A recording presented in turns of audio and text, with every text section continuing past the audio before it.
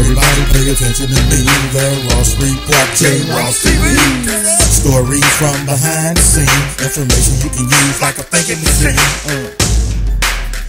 This is Farnell Newton, and I love J. Ross TV. What's up, y'all? This your boy J. Ross hanging out in St. Louis with my cat Farnell Newton, trumpet player extraordinaire in town. Y'all getting ready to do it up big with Jill Scott at the Peabody, y'all. But yes, Big Farn gonna let y'all know about some things, y'all. He got going on, man. Cause show 'em what you got in your hand, big dog. Oh yeah, I got my new record ready to roll up on Ropa Dope Atlanta Records, and also my man, business partner Tony Ozier, under our label F&B Galore, which is also under Ropa Dope as well. Go ahead, check them out. Check them out.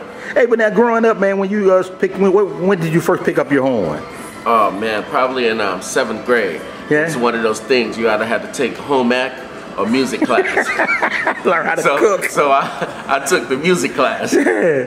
Now, did it come to you hard, or was it hard to learn? No, it was pretty easy coming to me. I come from a long line of musicians in my family, and I took on to it pretty well, pretty fast. Yeah. Yeah. So that was your main instrument starting off? No. My first instrument was trombone, but my arm wasn't long enough to get that twist at the 7th position.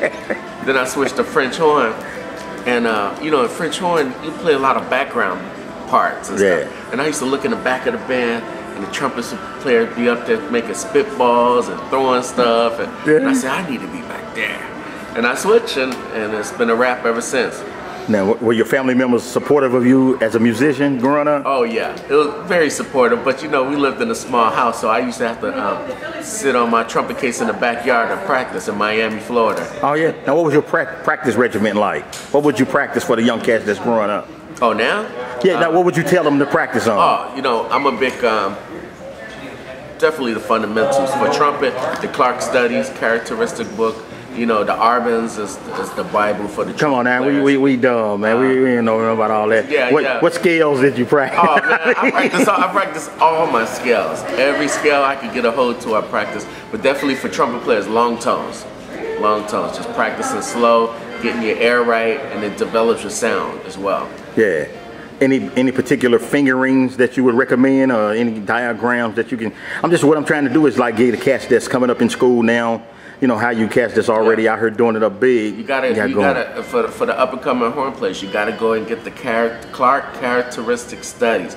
Everyone uses it. If you call Nicholas Payton right now and ask him what he's doing, I bet he says he's doing that. That's just the book to get for getting your fingerings together and the combinations and getting the dexterity up in your fingers.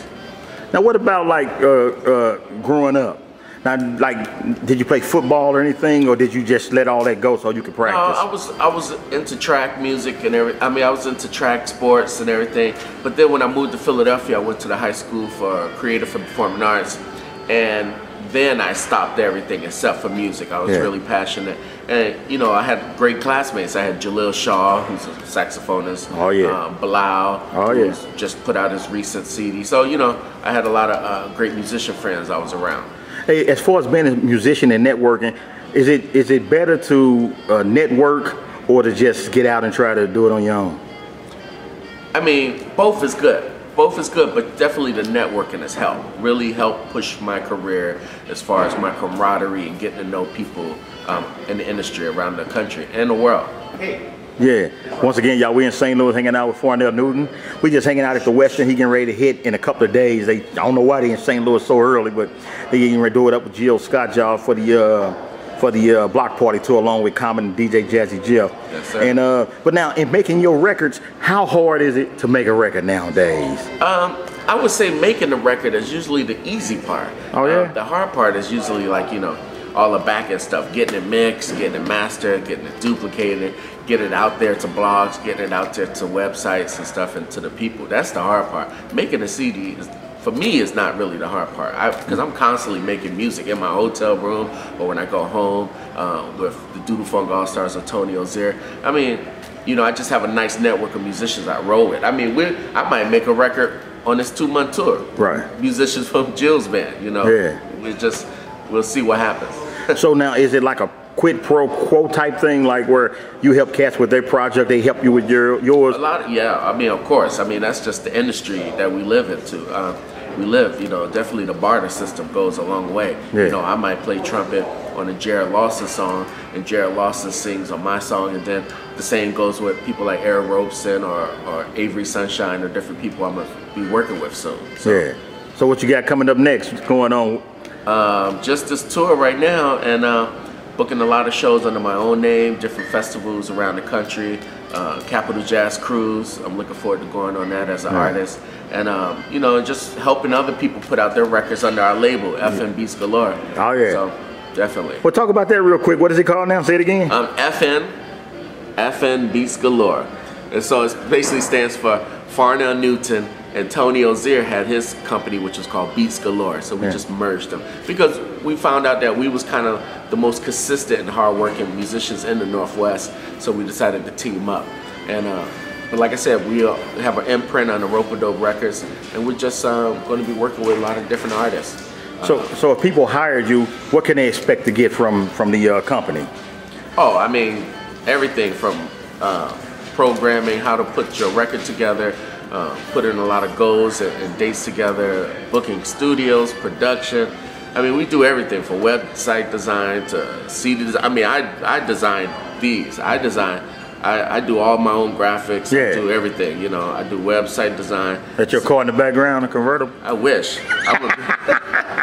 Get you a polka dot Lamborghini, boy. Get me a Chevelle, boy.